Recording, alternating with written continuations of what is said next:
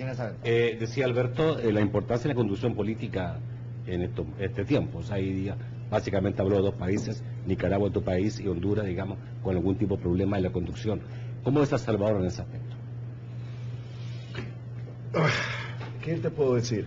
Yo he sido un gran creyente de que, me recuerdo una vez a Alberto Trejos hablando de la importancia de poner los candados económicos. Y a mí me quedó esa frase muy clara en la cabeza. No me acuerdo a qué se refería, pero definitivamente, pero me acuerdo de la frase.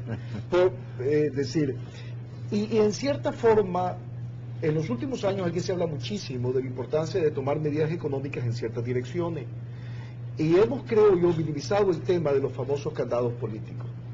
Por eso es que yo era un convencido de que se tenía que conformar un sistema de partidos sólido, estables, que convergieran en una suerte de lo que se llamó entonces un centro vital. Por un lado, una izquierda que se orientaba más hacia la socialdemocracia, y por otro lado, una derecha que se orientaba más hacia lo que podemos llamar una filosofía liberal en el contexto clásico, convergiendo en una suerte de centro, ¿verdad?, que le daban continuidad a las políticas públicas en el tiempo. Si la izquierda ganaba, esa izquierda, digamos, más socialdemócrata, iba a haber un poco más de Estado, pero manteniendo la fuerza del mercado, y obviamente, si la derecha liberal ganaba, iba a tener más opción por iniciativas privadas que por iniciativas públicas. Creo que esa fue la fuerza de Costa Rica en un tiempo, ¿verdad? Y en gran medida mi preocupación con Costa Rica por mucho tiempo no era tanto el manejo económico, sino que la falta de un sistema político como el que tuvo por muchos años y que se empezaba a erosionar. En Guatemala el problema es que no hay sociedad política estable, los partidos surgen un día, se caen otro día. En el caso de Honduras, los dos partidos tradicionales históricos empiezan a hacer agua por una serie de factores. Y definitivamente en el caso de Nicaragua, objetivamente hablando, hay dos partidos que todavía capturan el grueso de los votos. El Frente Sandinista, entiéndase Daniel Ortega, el Partido Liberal Constitucional, entiéndase Arnoldo Alemán. La llamada nueva sociedad política todavía es una aspiración más que una realidad social, en términos de la distribución del cuerpo social y de los votos. En el caso de El Salvador, ¿cuál sería mi esperanza? De que lo que en un momento dado se habló de conformar un nuevo centro izquierda para que cuando llegara el momento de agotarse con una arena que parecía perpetuarse en una suerte de PRI salvadoreño, que si ese impulso se daba, ese impulso al cambio, y que el miedo ya no iba a ser suficiente para evitar ese impulso al cambio, bueno, que el viraje de timón no fuese radical y se conservara una serie de políticas que uno pudiera alegar son muy saludables para la felicidad de esta sociedad.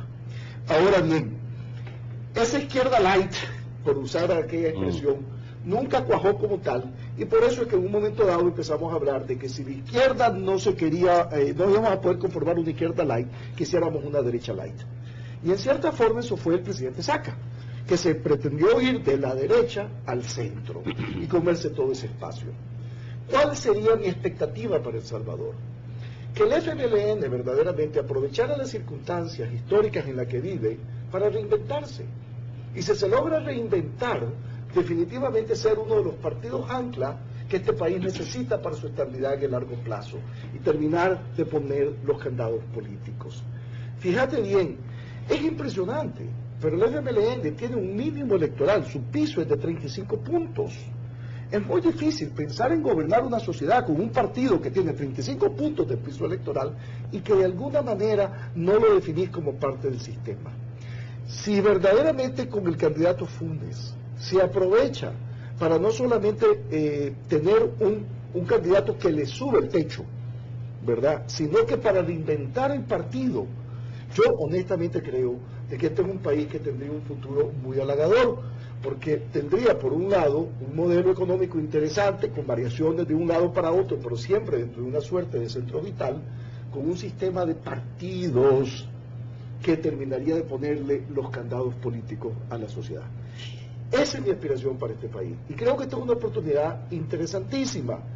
Ahora bien, aquí siguen habiendo dos grandes emociones, seamos sinceros, la emoción del miedo todavía y la emoción del deseo al cambio. ¿Cuál de las dos va a prevalecer? Definitivamente eso se está por ver. Pero yo sí quisiera decir algo. Y estos son cosas que tienen sustento, digamos. ¿Crees tú que hay un verdadero deseo del cambio en El Salvador? Bueno, yo tanto creo, como sí, hay un miedo sustentado a un cambio sobre que no base sea real. un cambio ordenado, que no Sí, sea... sí. A mí me recuerda mucho, en cierta manera, bueno, iba a hacer una elaboración sobre el tema chileno, pero prefiero no hacerlo, pero sí, esta es una sociedad definitivamente que se siente en una suerte de dilema. Por un lado, ¿verdad?, quieren probar algo nuevo, que es lógico, después de todo, cierta rutina cansa, Claro. aún la mejor rutina. Claro. Pero a la misma vez quieren conservar. Por eso es la insistencia, me da la impresión, porque yo acabo de llegar, Sí. hoy llegué a El Salvador y tengo 2 años, con toda sinceridad, de no ver números, salvo unos que vi hace 6 meses. Por eso es la insistencia del candidato Funes, decir, este es un cambio seguro.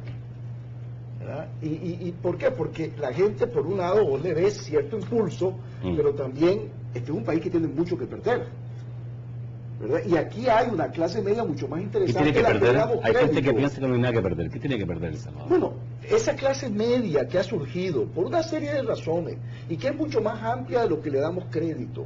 Y ahí está un artículo reciente de Jorge Castañeda, nuestro amigo mexicano, ¿verdad?, Sí, sí, sobre el tema de la clase media en América Latina, que es fascinante. Bueno, esa clase media siente de que experimentar muchas veces puede resultar muy costoso. Y que si bien es cierto, tal vez quisieran ver un cambio, ¿verdad?, todavía esa preservación los impulsa hacia algo más conservador. Pero el punto es, Centroamérica necesita un sistema de partidos estable. Panamá, mira qué interesante, Panamá es un país que está en el proceso de conformar ese sistema de partido, aunque el candidato que va adelante en las encuestas tiene un partido instrumental, un partido Kleenex en función a él. Pero indiscutiblemente tenés el PRD por el lado de la izquierda, que hizo lo que precisamente decía Alberto, puso orden en las cuentas fiscales, ¿verdad?, preparó a Panamá para enfrentar una crisis. Y por otro lado está el ardulfismo, que tiene el potencial de ser una arena, y ya con eso Panamá tendría su estabilidad económica y su estabilidad política. Pero Chile. Tú decías, ¿No creerías tú que la izquierda de Panamá, que es Arias, ha sido más parecida a Arena que...? Pero lo que pasa es que, a ver, la izquierda para mí de Panamá en teoría es el PRD, ¿verdad? Es decir, y el Ardulfo Arias era el... Bueno, Ardulfo Arias es democracia cristiana, lo cual mucha gente definiría ya en estos tiempos nuevos como un poquito menos izquierda que antes, ¿no? Y todo depende del contexto en que estamos. Yo voy a hablar contigo después del corte. Todos de izquierda. Necesito, digamos, Alberto, te vi que te sobresaltaste, querías decir algo. Sí. ¿Qué tendría que perder en un cambio? Bueno, me parece no que, seguro? que los que tenemos... yo tengo 20 años de memoria de este país. Yo tengo 20 años de estar de estar viajando por El Salvador por razones de trabajo, y estoy muy claro que El Salvador de hoy y El Salvador de hace 20 años son radicalmente diferentes. Y quien lo niegue o no valora las cosas cotidianas que son tan importantes para la vida de la gente, o simplemente no tiene la edad para recordarlo. Ok, voy a... O sea, hay que perder. Pero me parece que, volviendo al tema de Arturo, este país no sé si ya construyó lo que en algunos países ya han construido, que es un consenso básico. ¿Qué es lo que logró Chile? Que la institucionalidad y el manejo de la economía son temas de consenso, no cambian cuando cambian los partidos. Cambian los partidos, cambian otros temas, pero eso es consenso y no cambia, sobre eso vive, sobre eso se monta la nación. Hay una estabilidad ¿Qué logró política. Costa Rica? Que la seguridad social y la democracia son consensos. Pueden cambiar los partidos, pero eso no cambia y sobre eso se monta la nación. ¿Cuáles son los consensos en la sociedad salvadoreña a través de partidos sobre los cuales se puede construir esa estabilidad?